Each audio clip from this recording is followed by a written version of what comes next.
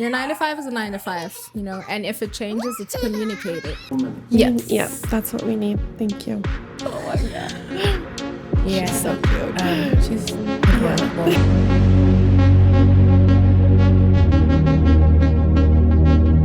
This is the Atomic Souls Podcast. Starting over. Yes. Welcome to Atomic Souls Podcast. Thank you. Who are you and what do you do? I am Larato Angelique Mashiane, and I am an au pair in the USA. I'm an au pair in the United States. I'm 20 years old, and yeah, soon to be 21. Almost 21. 21, legal in the States. In the States. I cannot wait. That's so funny. Yeah, I'm legal back home, but I'm not legal here. So that's sad. And we'll start, like, where is home for you? So home is South Africa, Pretoria, the capital of the whole country. Yeah. Yeah, it's quite a big city north of Johannesburg. It's mostly like families. Johannesburg is like the workplace where everybody drives down for work, getting the bag. And then Pretoria is where everybody goes back to their families. Very big, vibrant city. So that is home, South Africa. Nice. Yeah. And you started the search to, or like you made the decision to pursue the au pair program you were 18. Yeah, I was 18. I was stretched. I was straight out of high school. I finished high school at 17 because I got into school early. Nice. So 17, that was 2022. And then I told my mom, listen, I want to get out of here. I want to try, like, I am getting out of this country. And she was like, go for it. Let's do it. Yeah. So actually the agency was at my high school. Okay. Yeah. I was going to say, like, what made you decide on the program? It was at my high school. That's where it all started. Yeah. It started in 11th grade. Let me take it back. It started in 11th grade. And still people to this day ask me, like, where'd you find out about this agency? I'm like, if you guys were paying attention in 11th grade while they were bringing people to the school, you would have noticed. So it was what my school used to do is bring in universities, colleges to come speak to the high school learners and like try and recruit them. Nice. And then the au pair program was one of those. I guess they had their little market day set up. Yeah. But it was like it was set up in the hall. And nobody was really there. Nobody was really like paying attention. I think they had a big sign on top saying, come to America. And everybody was like, yeah, right, sure. This feels like a scam. This is a scam, come to America. But I went because I knew that I didn't want to study at home. I didn't want to study in South Africa. So I was like, I knew that wasn't my fate. I was like, no. I gotta leave this country. So I went and they gave me the pamphlets and all of that. And then I went on to my final year in high school. Passed really well. I did really well my final year.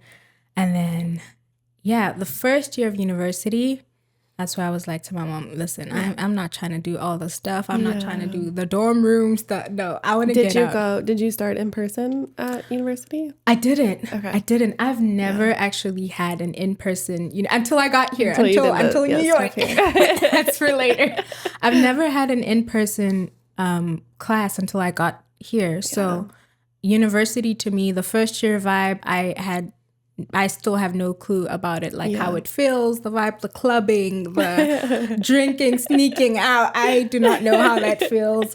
So the first year, I signed up to an online university. And then from there, they accepted me, like on the point they just took me. And then I think after it took quite some time to compile my documents. I think I told you about 2 years. Yeah. It took time to compile all the documents I needed, and I didn't see that coming, and that's why I had applied for online university, because I was like, at least if I leave, then I can study even abroad. And then it didn't work in 2023. Yeah.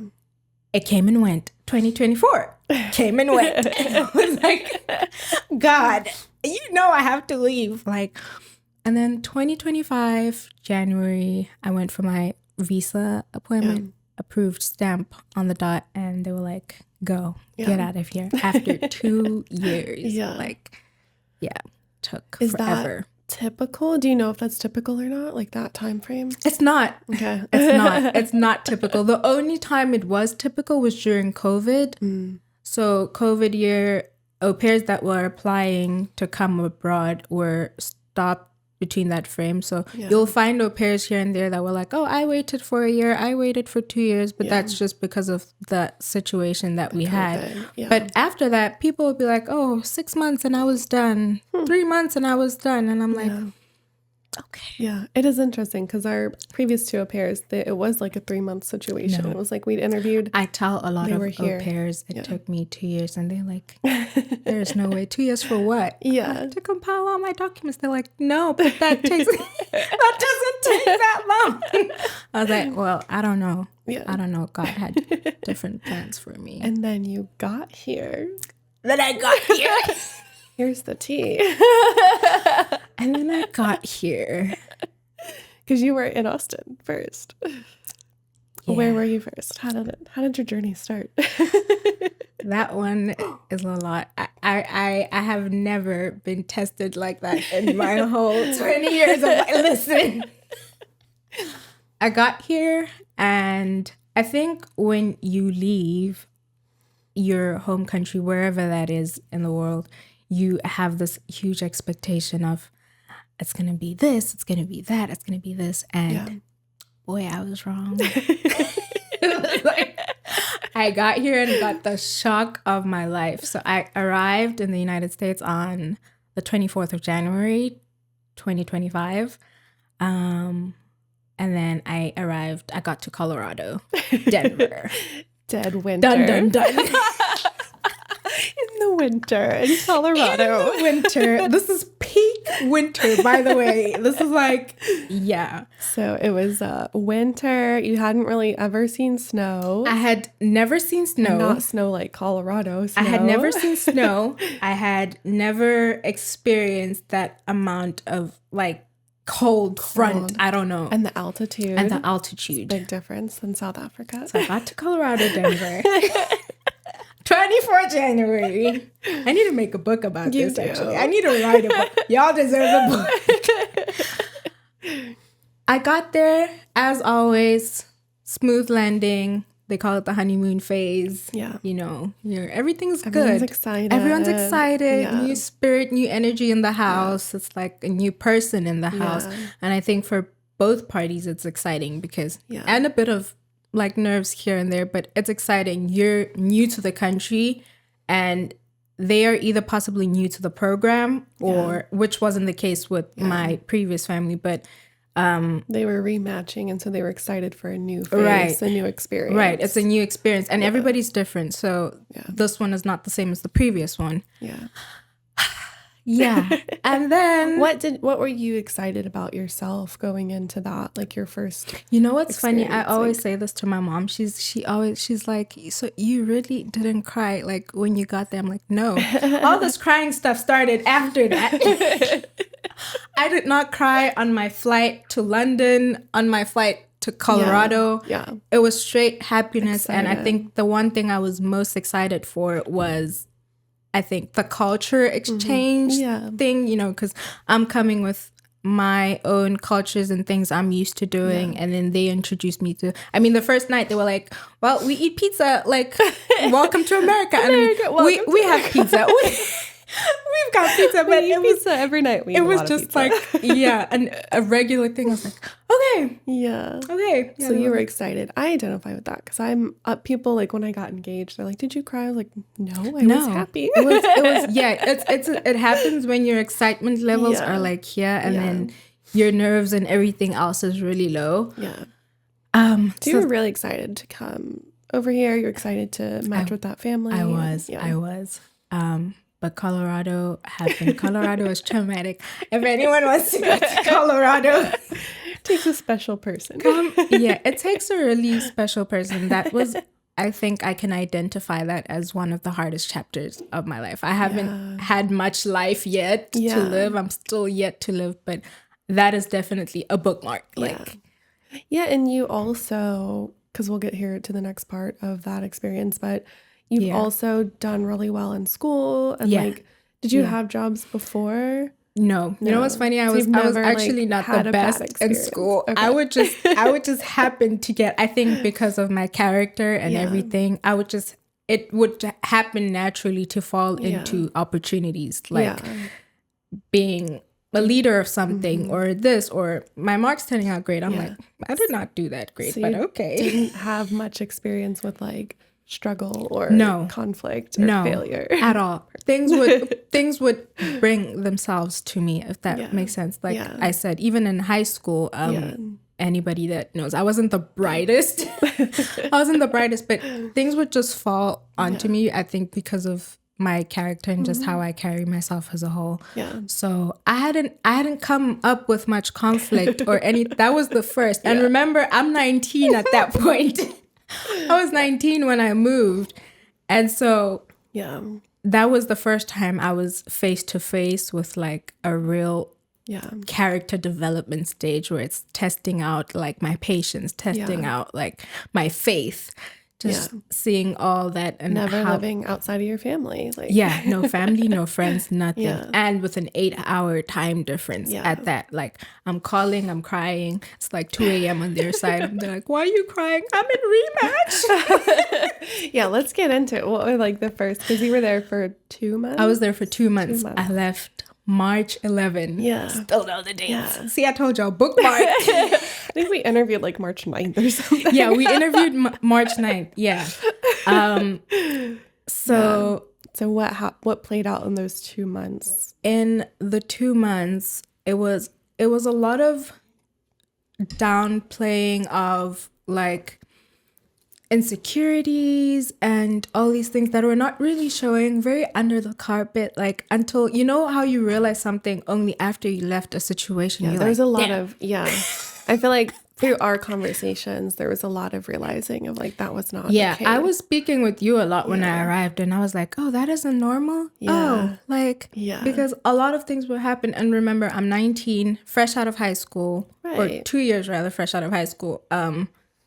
And this is my first real life experience with work, with like, I've never been in that environment. So I don't know. I don't really know right from wrong. And then even your with first match. My first match. You can do more matches. And even with the program as a whole being the first time. Had it been a teaching experience, I have that kind of experience back home with kids, like preschool kids, all of that. Secondary. If it was a school setting, you probably would have known right from wrong. 100%. But in the home, it's a little different. And that's, I think, what we can get into that a little bit later is the au pair program can get very messy. It can get so messy. And a lot of people don't realize it. I was actually saying to Mike earlier that we were talking about it last night when we were at the restaurant, and I said, the home environment makes it different. It makes it very different because now you're not just working and leaving. You are in that environment. So for me, the difficult part was they couldn't separate the two. It was like I were constantly working. I was constantly working, even though it didn't really show that I was constantly working. And even when I would dress a certain way, even if it's after hours, or it would still count as, oh, it's a home environment and you need to. But I'm just like, but this is not. I'm off. Yeah, these are my hours. So it's like, if I was someone that liked clubbing or doing all that, they would be shocked if I was leaving out in shorts and everything. Some of our previous ones, they would have been like, oh my God. They would have been like, what? Because they couldn't separate the two from a home environment, and and so you then jumped in just immediately into the home environment. It seemed like very little structure, but like at the same time, a lot of it was a little but a lot. It was a little but a lot. I don't know how to explain this. It was a lot of you can't do this. You can't do this. You can't do this. They have to eat at this. They have to eat this. Snack is at 3. Yeah. And it was a very serious thing. It was not a joke to be like, don't give them like snacks after 3. Like if they had like an apple, like a bite of an apple after 3, oh my goodness, they're not going to have dinner. Yeah. Like, oh my goodness, this is not going to happen. And I'm like, it's kids. It's a 2 and 3 or 3 and 4 year old. Like it's kids. Just let them be, you know. But I had to get used to the fact that this is an environment that I have stepped into, and I need to kind of take everything they say and just apply it to my day to day. Like, be like, listen, this is a work environment, just, you know. So you went into it like, all right, I'm gonna join this family and join their systems and join into their family and like fit into it. Yeah, but another problem was that they had a previous au pair. Like I said, this wasn't their first match. She was a couple before you. She had one. They had one. So I was their second au pair. But then they had nannies like that would just pitch in here and there. But they would always compare my work with the previous au pair, like, oh, so and so didn't used to do this, or and I'm just like, we work different. Right. Like they're gonna do or work things out differently than I would. Right. So that was a problem. That was a huge problem. It's hard. I feel like I did that a bit, and I still bring them up occasionally. And I try not to make it like a comparison. Yeah, thing. A comparison it's thing. Hard. It's hard. It's definitely hard. It's like once the bar has been set here, you need to match it or even do way better. Yeah. You know. So when I got there, the previous au pair is way older. She was like in her 24, 25, somewhere there. Life experience. So she had life experience already. She had, you know, and then comes little old. Here comes little old Angelique trying to figure out how, you know, to work around it. And I'm like, let me do me. Yeah. But that was still a struggle. The structuring, it's like, don't do this, don't do that. And then towards the end, it led to just, you know, unhappiness, I guess. On both sides, I think on both sides. There was also, like, I think it seemed like the family was going through a lot. There was, like, a death in the family. Yeah, there was. Like, right as you got there. Yeah, like, I went through a lot. Before I even left South Africa. Okay, it was before. I even left South Africa, there was a death in the family. And I was notified while I was home. And I was like, I'm well aware, but papers are all in order. And they pressed for my date to even be pushed earlier. Yeah. So I left home even earlier than I was supposed to for the sake of just helping out. Because they were like, listen, we really need the help. Like, it's really bad. Right. So my date was pushed a week or so early. Okay. So I was just like, listen, I still have a lot to do, a lot to pack. I mean, I'm packing my whole life up into 2 suitcases. Like, and now you're asking this of me. But we were very understanding. My mom was like, listen, they really need you. They seem to need you. Get going. Like, we'll just speed up the process, speed up the farewell, speed up. Everything was like, everything that was supposed to happen at a later point was pushed up. And so I got there knowing that, okay, this is what's happening. But then, so you had a lot more like compassion or like openness to helping wherever. I had more openness, and I don't think that was reciprocated. It was taken advantage of. It was taken advantage of instead. You're young, you're from, you know, another country, you probably don't know how things work. You don't know the au pair program. You don't know the au pair program and the boundaries. So we can test it out here and there. But there were a lot of problems. There were a lot of insecurities. You pick all these up later. It's just like, you had a problem with me, actually. Not my job, not my work. You had a problem with me as a person, as an individual. It had nothing to do with my job at all. Yeah, I think you're coming into like a chaotic environment because of the death, and then like didn't seem like they had strict structures, but then they also didn't. It was really interesting. Yeah, it was like very structural around the kids, but if it was with it was me all about the kids. It wasn't about like you having your like appropriate breaks and hours. It was, which is a fair point to make, I guess, I think one thing that was stressed out a lot when I was home was you're not going for vacation. Like, this is not a vacation. Yeah, that is a point that I think a lot of au pairs aren't, and I think the agencies manipulate it. Yeah. They kind of prey on people and they're like, it's a vacation, it's a vacation. I like, was saying that. No, I don't you think get to, the travel agencies... the world with your host family. Like, I was thinking that earlier, and a lot of au pairs, I think, would agree with me that you're almost sold dreams when you're home, if we're being honest. You're told you're going to be able to do this, you're going to be able to do that, you're going to be... And that's not the case. You come here and get the shock of your life because... people working here. Nobody has time for vacations. Like, it happens once in a while. I think what the au pairs would be, what is, I guess, a privilege for us is that, it's work and then we knock off and then you can do whatever you want. So you have the times for the trips. But I think with the agencies, there's a really big gap of understanding there between how they communicate stuff or how they sell it as a whole. It's a program. Take a gap year, do this, do that. This fun. Is work. You're hanging out with a kid, like you just get to have fun all day. Like, this is serious work, and it's not something I think should just be taken as a gap year. I think for me, I would change that statement or that, because it's almost like saying, take a backpack and go relax in another country.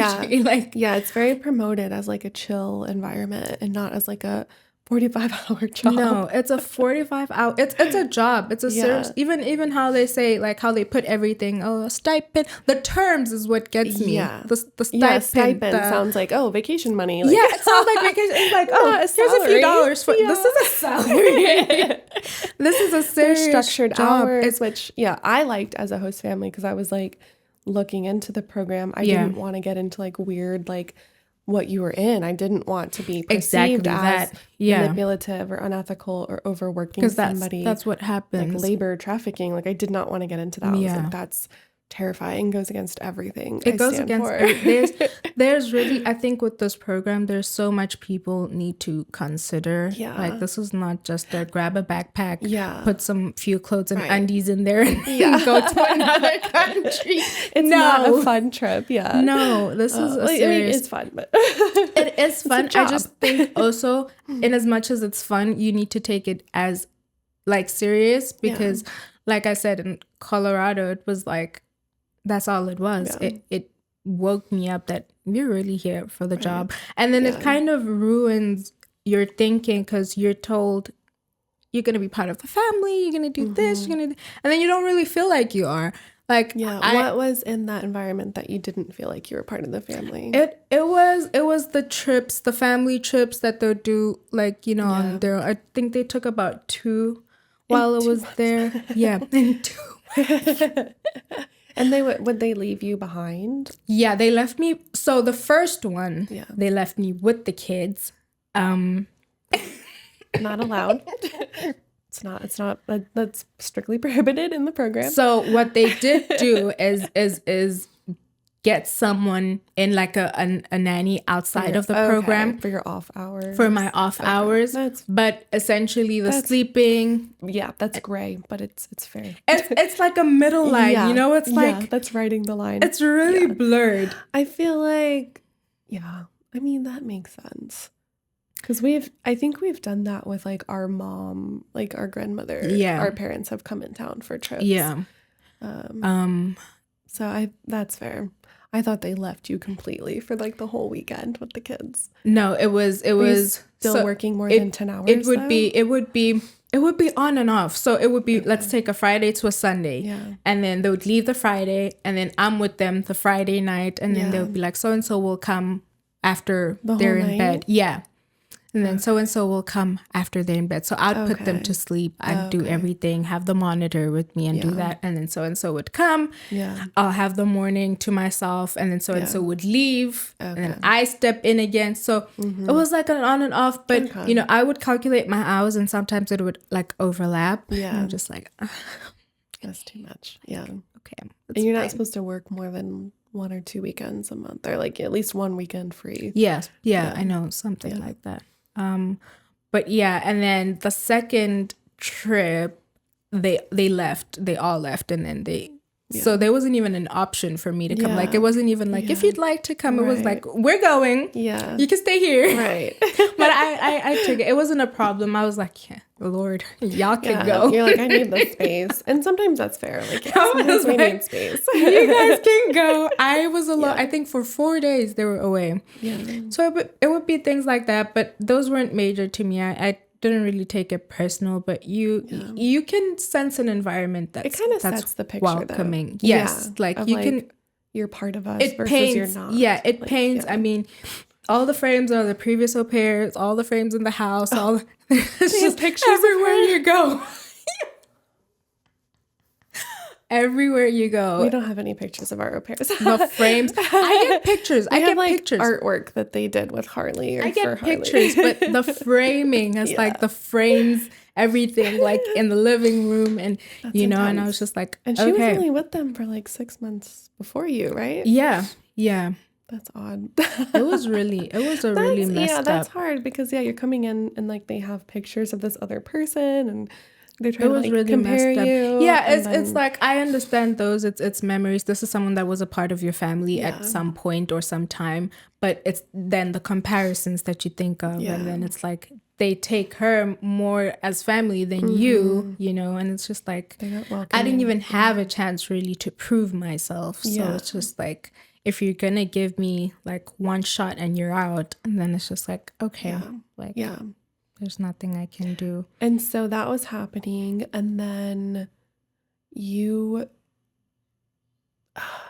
was it? It was like, we later realized that it seemed like they were kind of plotting for you.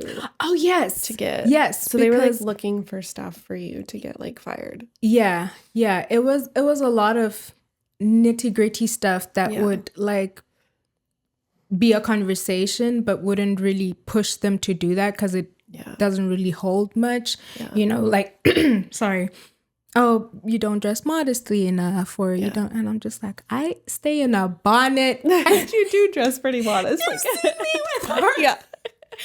I work, if anything, I will dress up to go to church and go out, but if I'm working, it's an indoor working environment. So I would expect that I can be casual and I can be like, as long as I'm doing stuff with the kid, like my appearance is not really affecting my work or my job, but it didn't even make sense. Like I work having a head wrap on my head with socks that don't match sometimes. Like, what is there to not be like modest? And I didn't understand that. So it would be nitty gritty stuff like giving the kids snacks after the snack time has passed. And I'm just like, how is that, and there'd be meetings for almost any and everything, like a sit down meeting. And I'm like, this is intense. Right. Like, and wasn't there like something about the park? Like take them to the park. Yes. Take them to the park. That was in the last week before it all went down. That was within the last week. I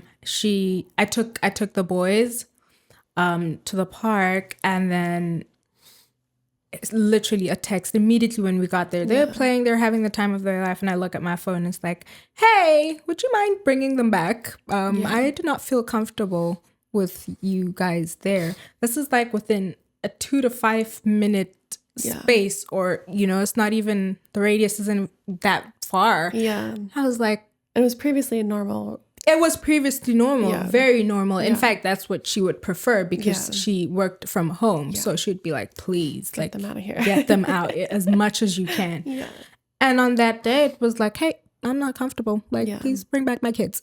And I went back to the house, and she was still in her meetings. And after her meeting, she just said to me, like, hey, I don't feel comfortable. I don't feel safe with them being like not at the house. So you guys can play in the backyard or somewhere where I can just keep watch because I don't feel safe. And I was like, what is the point of me working then? Like, let's stop the work. Was there as a something, whole. I'm trying to remember, was there something that happened that before So what had happened, yes, there was an incident where I was with the kids in the kitchen, and one of them had ran out. Okay, so that was after that. Yes, had ran out. It's the whole cause. But it was within that last week. and the kid ran out and faced the front of the car. Yeah. So she was like, the kid was out here like 60 seconds. Like she had timed me everything. Yeah. So she waited for me actually she was probably waiting to see if I would come. Yeah. And eventually I did. And she was like, that was 60 seconds. Like, and I was like, yeah, a minute. Yeah. Them and not on my side. And within that minute, I'm looking for them in the house. Yeah. So it was the kid had gone in the house and you thought the mom was still there. Yeah, I thought the mom was still in the house. She had left. So it was like, it's a safety issue. If he can run in front of the car, you know, had it been the back of the car, which is valid. Like had he ran out a different door, because there are doors, different doors. So had he ran out of a different door, he would have probably went to the back of the car instead of the front.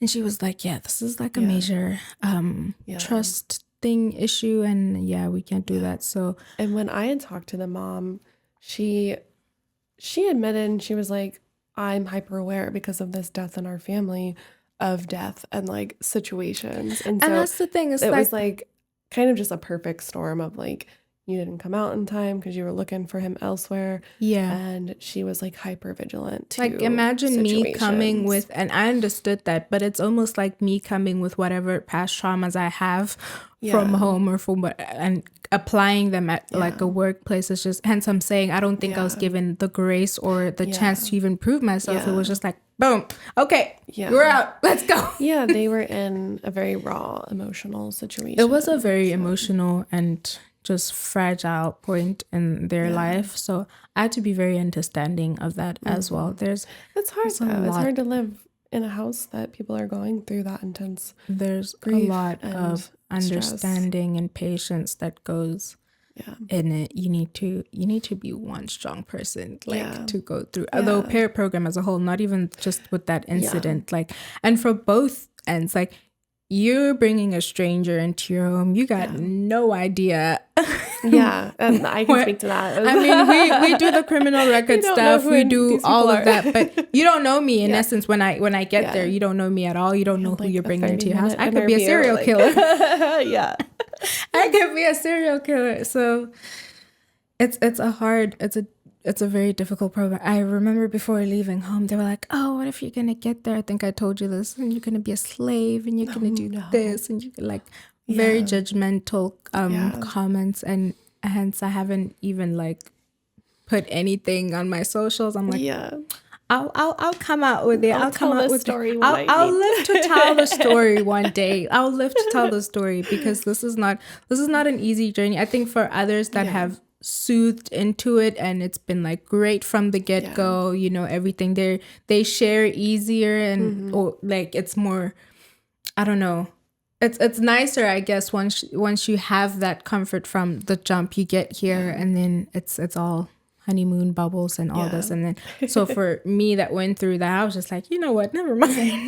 It's been interesting because usually it is like honeymoon stage for like, and what I noticed, it's great for like 6 months to 9 months, and then I've noticed a change. Every au pair we've had, you include like burnout at like 6 to 9 months, and so we have to like evaluate that and be like, hey, are you okay? And the previous 2 girls, it just didn't work out with.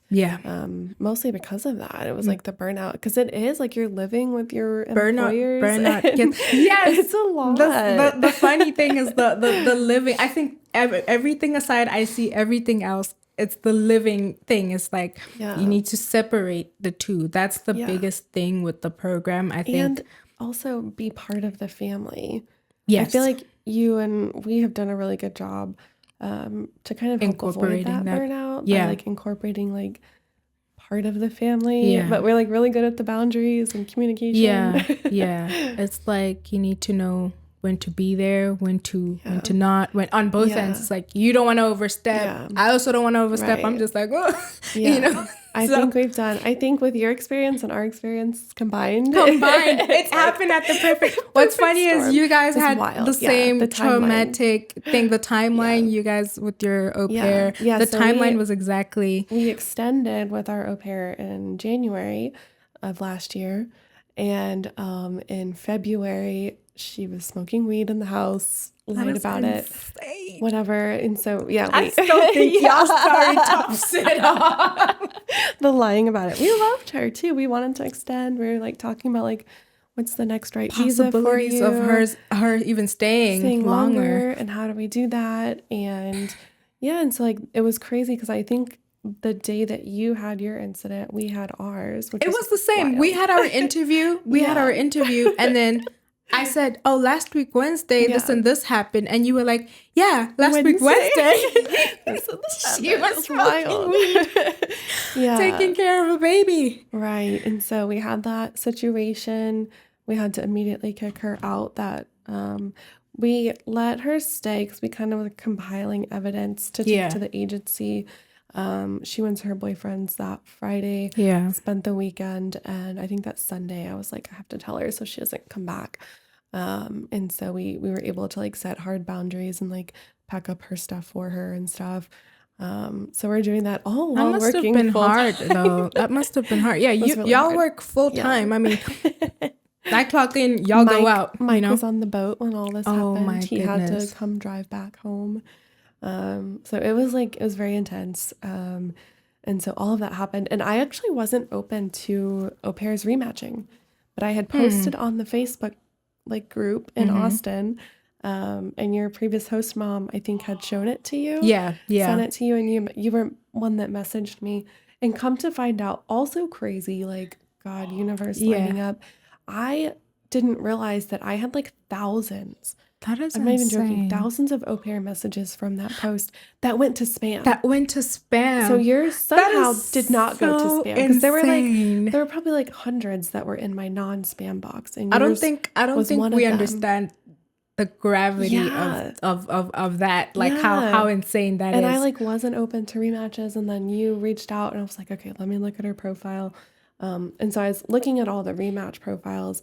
And so then I was like, well, let me give her a chance. Like, this seems like a unique situation. Yeah. And then I got to talk very to different. the host mom about it too. And, hearing both of y'all's perspective, even the host mom like owned her part for the most part in it. Yeah. And was like, I think Angelique would be a great fit with one girl. And like in a host family that can train her more because she's young and needs training. And so I was like, okay. And then we interviewed, and then the host mom was like, how soon can y'all take her? So we just like expedited it within like the week. Get her here. Like, like, sure, like we need someone soon. I was almost sent to a hotel. My mom was fuming. My parents couldn't understand. Like, because they had my dad was like coming in, and it was like, my dad was like, make a plan, talk to them. I was like, no. Because then you were living with them. Yeah, he was just wanting fired me to from your job. Yeah, essentially, and then being fired. You had to live with them for another week or so to rematch. And they had another meeting for me just after the rematch. Like, hey, how about we send you to a hotel? You're making us uncomfortable. That is an option. Yeah. You're so depressed. We know we fired you and you're depressed about it, but like it's dampening the mood. Please leave. Yeah. And listen, I understood that. I'm one person. If something is weighing heavily, I try to hide it, but sometimes I can't. And my mom that's hard. Yeah, it's hard. That was your first firing. My mom's first line is just always like, "Don't look like your problems." My mom's always like, "Do not look like your problems." I'm like, I just got fired, and they're expecting me to be holly jolly, right? But she spoke to me. She's like, she would expect for me to be more like jolly since it's like my last. She literally said, we were sitting exactly like this, and she was like, it's your last day. I thought you would, be more excited. Your energy is kind of not giving like around the boys and stuff. And I understood because it's like kids feed off, But I was just like, I don't know what you want me to do. Have some empathy. Like, I don't know. Should I be like screaming and jumping for joy? Yeah. Like, I've been in this country 3 months at that time. And like, with the potential to just completely have to go back home. Yeah. If you don't rematch in those 2 weeks, you have to go home. You have to go home. Yeah. Start over. With the program, you have 2 weeks to Rematch if it's a fail. And when you do go home, that's on you. Yeah. By the way, it's not the program. With the program, the only time they do pay for you is when you've completed your program, and it's on them. Yeah. But you're leaving 3 months after. Ain't nobody paying for your flight. A whole flight home. So all that money you made. Nobody is doing all of that. Gone. So, and I'm just like, with what money of being here for 3 months, you know? So you're stressing because you're having to rematch, you're having to interview. I'm stressing. You're looking at flights home potentially. Yeah, I was already actually because I had said to her, like, listen, I have a beautiful, lovely home. Yeah. I do not mind going back home. There is nothing I lack. I came here for the experience, for the time, for the character development. Well, not this type of character development, but I came here to grow, essentially. I came here to grow. And this is, not what I want. So I can just pack my 2 suitcases that I came here with and head back home. And then I was just like, give it one more shot. Like, give it one more shot. If this fails, you're out. Like, I was talking to you. We did an interview. And then I think what really sold me was talking to your host mom previously and her owning her part in it. Yes. You asked. Okay. I was like, yes, speak to her. Please, you get something out of her. I don't know. I was like, I didn't do nothing. Because she told me a lot more than she had told you. And so I feel like that she went into detail with you. Yeah. I think with me, she was kind of stepping on eggshells a bit, not to go into it too much. She just, gave me the borderline of it all. Yeah. But and then you got here with us. And then I got to Austin. I got to Austin in March. Yes. Yeah, it was like after your birthday weekend. It was my birthday weekend. Oh my God. I was like, I have to buy this girl. I don't know what she likes. You don't know me. Who is she? You don't know me. You don't know anything. Yeah, I was like, she's 20. Let me get balloons because, like, I know 20-year-olds like balloons. Yeah, and it was great. I was like, I remember stepping down that day, and I was like, oh my goodness, they don't even know me, and they make it so special because I'd been there a week. Like, I saw you liked pink, and so I was like, everything pink, girly, like balloons. Like, we'll do that. Yeah, I was just like, these people don't even know me. I remember talking to my parents, like, what am I gonna do? I'm turning 20. They don't know me. Like, and back home, I'm used to doing things for my birthday. It's always been a thing to celebrate. My parents celebrate achievements and everything pretty well. So I was used to that. Got good grades. Let's go out to eat. You did this. Let's go here. Did this. Here's a party. So I was used to that. I grew up with that. So I was just like, oh my gosh, like I'm going to be depressed and I'm stepping into my 20s. Yeah. But I wasn't. It was beautiful. I think I went a little bit overboard with that because my parents moved away to Africa when I was 18. And so I understood the like being alone.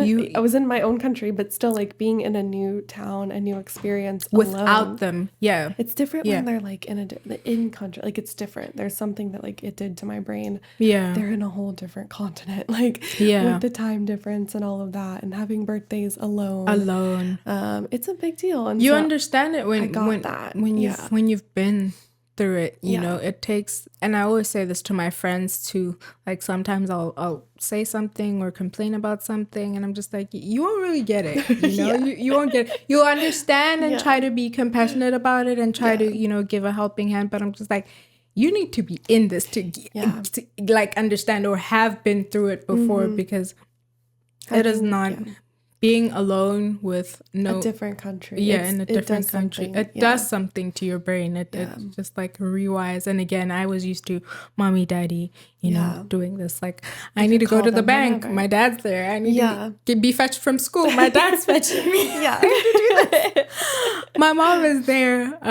You know, my back hurts. My mom is there. Mom, I need toothpaste. You know, she gets it. I'm just like, what is this? The independence is huge when you are on your own. It hits you like a brick. But again, that's what I came for. I came for the growth because I I've had that support and the leeching on for so long, like, you know, like just nibbling the last bit of childhood I have onto my parents, like before it all ends. Yeah. But I needed to grow. I had to grow. So I do have a younger sister, so it's her turn to shine and be there. Because I was an only child for the longest time. I was an only child for quite some time. So I'm just like, I'll leave. Yeah. Then you have your special moment with your parents. But yeah, I got to Texas, and it's been, which is surprisingly similar to South Africa. I remember telling you that. And South Africa are the same thing. The landscape, the so everything. I remember driving down from the airport with you, and I saw a gas station, and I was like, we have that at home. Because I hadn't seen one in Colorado like that. Yeah, Colorado is it's like its own culture. Colorado is its own place. It's a wild place. Don't go there, y'all. I'm sure. It's good to vacation. It's really hard to live Go for vacation. Yeah. Like, go to Aspen, go to do all those things, and then come back. Don't live there. Yeah. So how was it with that shift? The shift was big. It was big. Be honest, even though I'm here. My employer is here. I'm not trying to get fired. Get out the podcast room like, yeah, you're done. It's about time. Mid-February.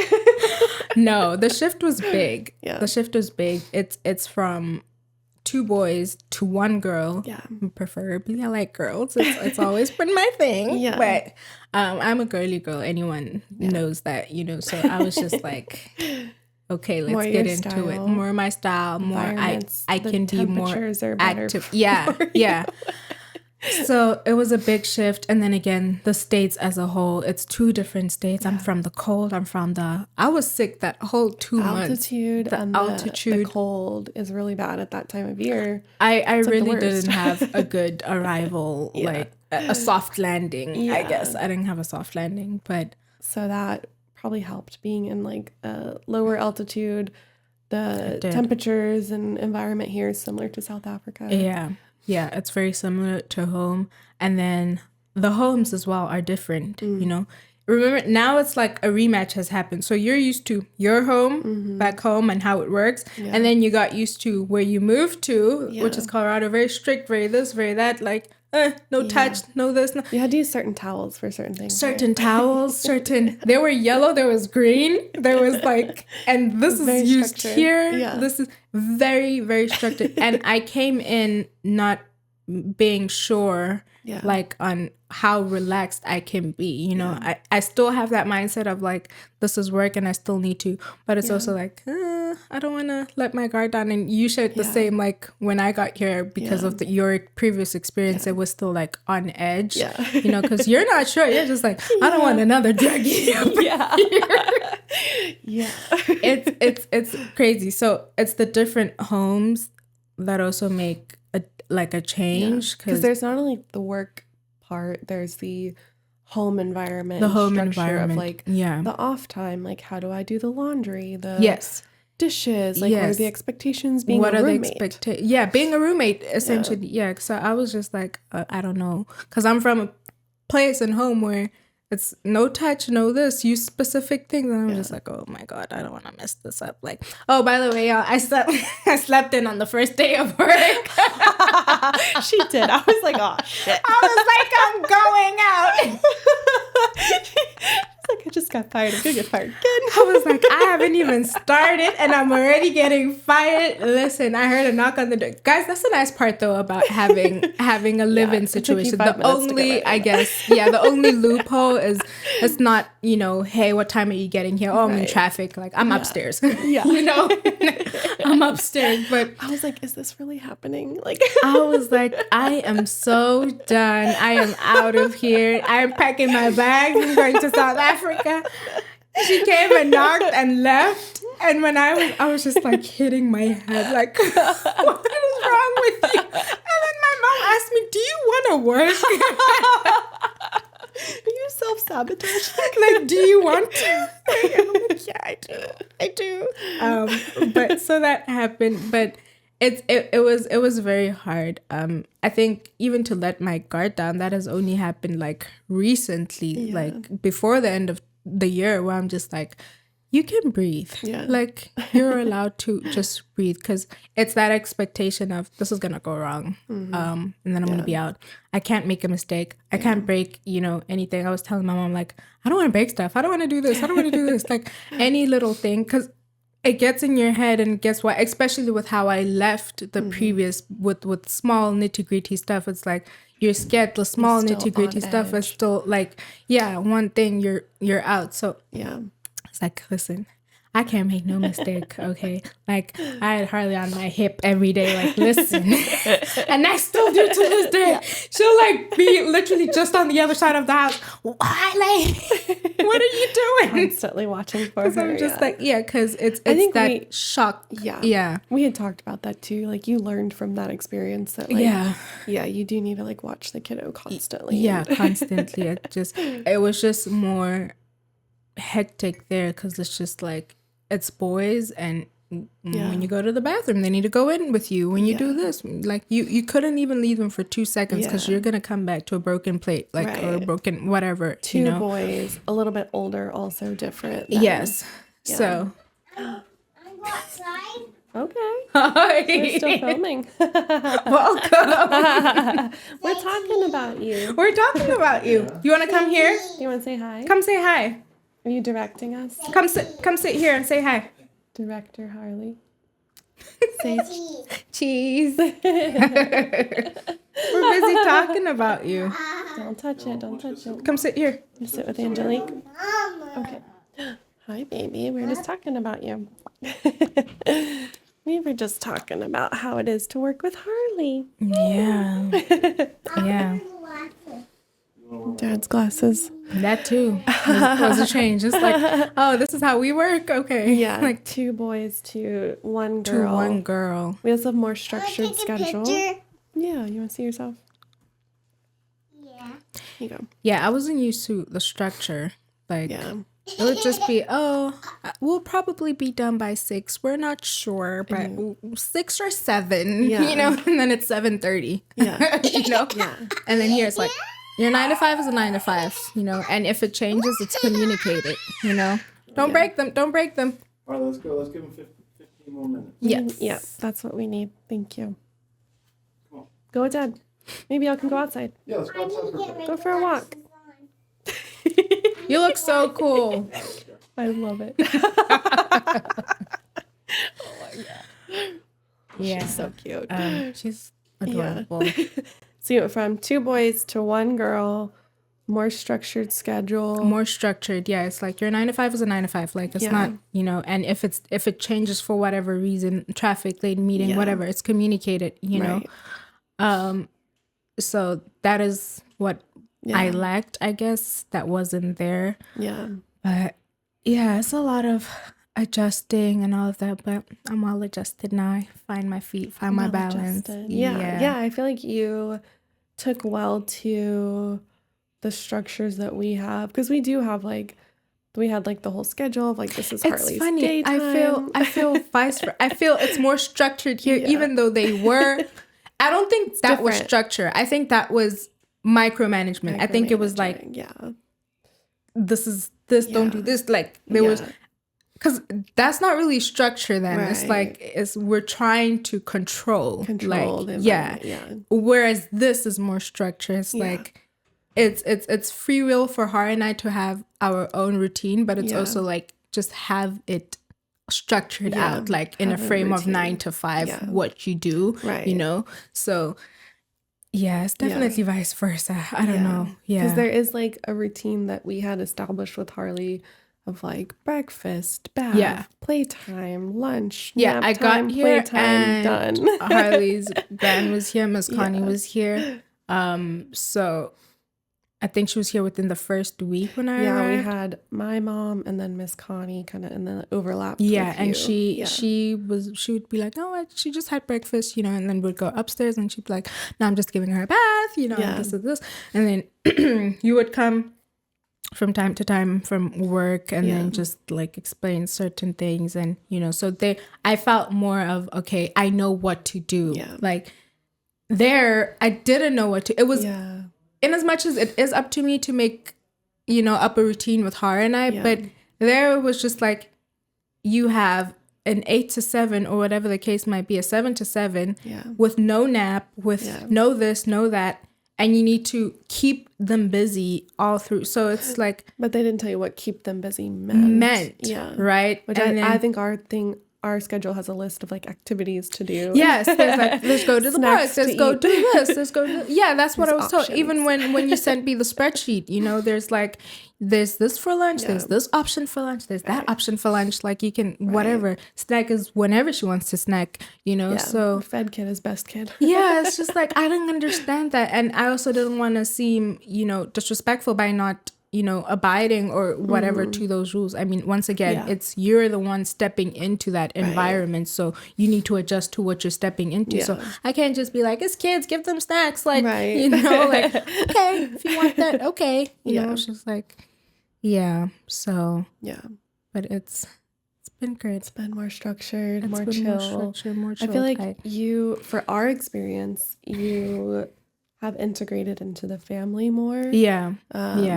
Because it feels more like that than a 9-to-5 job, you know, like there it was just like, hey, you're here to work, knock off and then bye.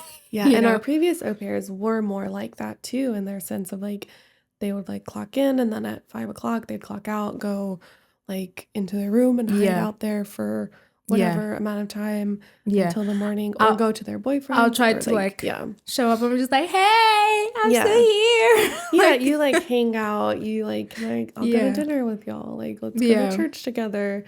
You're definitely like more of like like a family member. I think that helps. It's a balance that you need to like work out, you know, like I'll have days where like I just want to be, you know, in my room and just be like, okay. And then I'll hear like the laughter downstairs and all of that. I'm like, I love that. Like, good. Like, I just be like, great. Because I sometimes, in as much as I've integrated, it's sometimes like necessary for the both of you to spend time with her.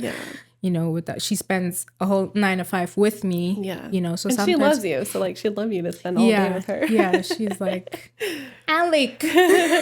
We all need like our time. We all have our different times. Sometimes you're working late and she's with Mike, and they have a good time. You know, so it's fun. Good to know the balance of it all. I feel like you also enjoy children. That's been different. The other previous girls, like, they loved Harley. And that's not, like, you can't deny that. You can't deny it, no matter what happened. Like, they loved Harley. But you love children. And that's different. It's different. It's really different. Every family gathering, you're looking for me, I'm by the kids. You're hanging out with the kids. Like, it's a different system. It's a different system. We were talking about it the last time, that there's a difference in, like, coming here and just being like, oh, I just want the money, or I just want whatever. I'm on vacation. It's a you gap need to year. come here. Me. You need to come here knowing what you want and knowing, like, I left knowing like I love kids, so there's not going to be any pretense. You know, it's not going to be a mask on and a mask off. Like that's just me as a whole. So if you're going to come here with ulterior motives, you're going to have a hard time. You're going to have a very hard time. It's not a game. If you and even just if you just don't like kids, but you like specific kids, it's still not I a like great this fit. age. I like this group. I like this race. I like my family's kids, or I like your kid because I'm paid to like her. Like, you're gonna have a hard time if you come here. All I gotta say, if you come here with ulterior motives to get the bag or to,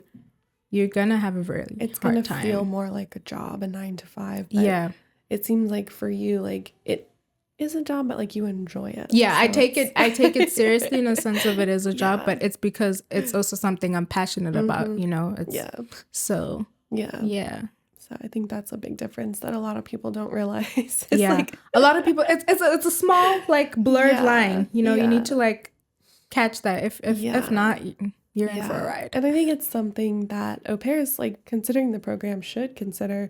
Do I just like certain kids, or do I really like kids?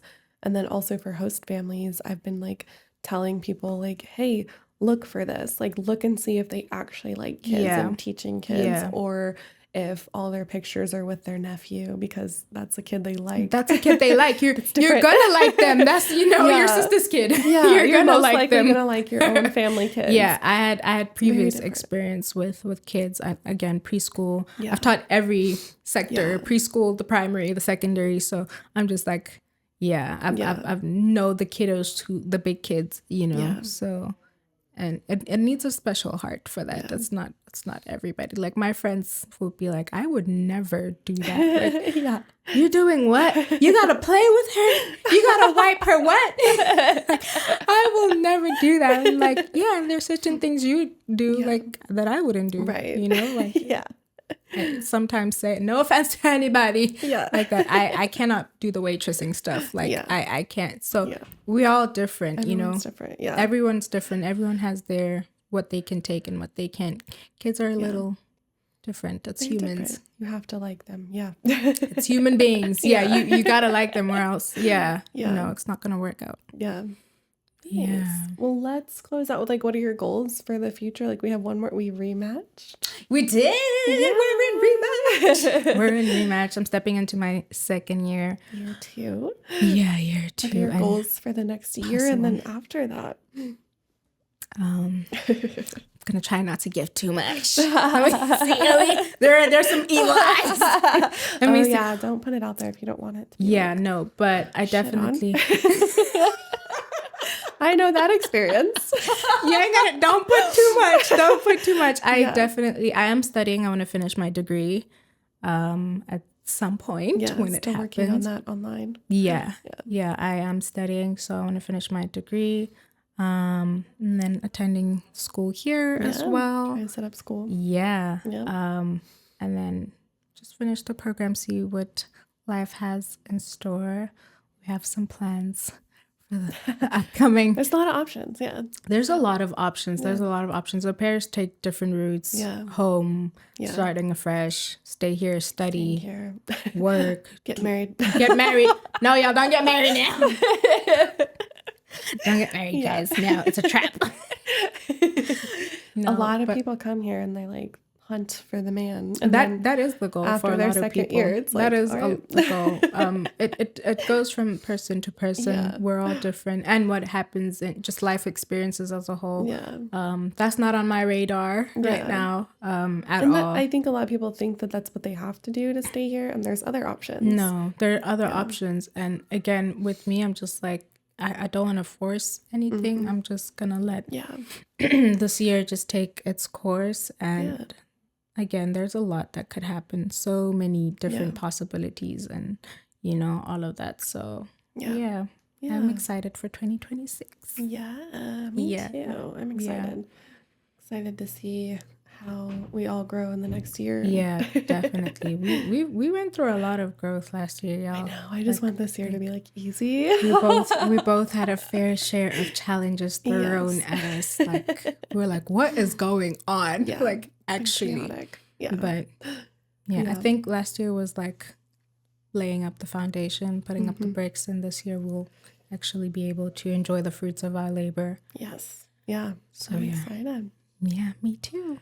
What about you have to do, so school credits is part of it? Yes, I have to do school Have you started credits, looking at places you're going to I haven't. I'm like, Washington. I'm like, New York. Where do I go? Yeah, that's the nice part, y'all. It's not just all work. You get to... You get 2 weeks vacation, and then you also have... we pay I hope for I didn't schooling. scare y'all in this park. Yeah. There nice are things to it. I've just been like, trauma. There are nice things. There are really nice things. The traveling, the school credits, are all things I can't wait for because they're gonna happen obviously. I have been looking at them though. We gotta set them up. We gotta set them up. Yeah, I have been looking at the school credit stuff, but a lot of exciting things. Turning 21. Wow, you've made some good friends all over the United States, all over the U.S. Cool. Yeah, Virginia. I got Chicago. I got San Diego, Atlanta, New Jersey friend. There's been Dallas. You had a friend that Dallas. You knew from back home. So. Yeah, there's a lot all over the United States, so I'm all connected. Yeah, which is fun. I love that for you. Yeah. Yeah, and then church, you've like started I'm church to too. meet some girls and there. I've been going to the youth stuff, so it's good for connections and stuff. Yeah. Yeah. There are positives. There are positives, guys. Okay. Sorry for the trauma. There are positives to this. Yeah. And usually the dollar to the rand is a good transference for you. The dollar to the rand is good, but right now the rand is not working in my favor. I'm happy. I'm happy for back home right now. Most of the year it was good. Yeah. It's good when it's at its weakest. Yeah. South Africans are gonna kill me if they hear that. But sorry, y'all. But it works out for me. Yeah. So yeah. So I think it's bad. Yeah, there's like positives that we didn't even get into. So yeah, there's so many positives. There really is. I think it's just we are addressing things that are really a big thing with au pairing. Like people stress with the rematching, people stress with matching with the wrong families, matching with the wrong au pair. Like so it's I'm glad we went into that because it's people's main focus really. Like you got to get into that. That's the questions I've been getting, my TikTok, my Instagram, like, is it this? Is it that? Is it this? Like, how does this work? How does this work? So laid it out. Yeah. Laid it out. Yeah, I think there's a lot of misunderstanding and misconceptions. There's a lot of misconceptions with the program. And I think people abuse the program too on both sides. And so it's good to just like au pairs take advantage and the same actually. Host families take advantage too. Like, oh, you might as well clean the whole house. Might as well do this. Might as well. And it's like, no, that's not how it works. No pairs do the same. So yeah, it's hard to figure out the balance, but I think we've done a good job. We're going to have the meeting in 10 minutes. So. Okay, we have to go. All right, thanks.